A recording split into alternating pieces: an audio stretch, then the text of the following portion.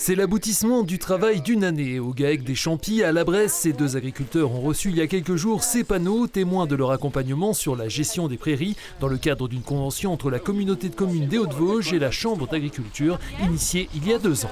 Mettre en valeur les prairies naturelles et les développer du moins.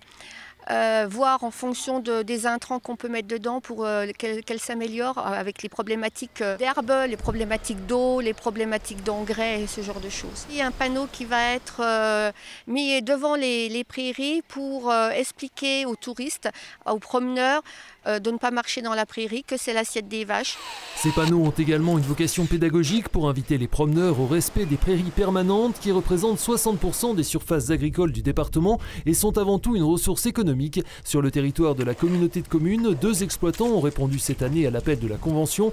Des experts ont analysé leur sol, répertorié les plantes bénéfiques aux animaux et reçu des conseils pour atteindre l'autonomie fourragère.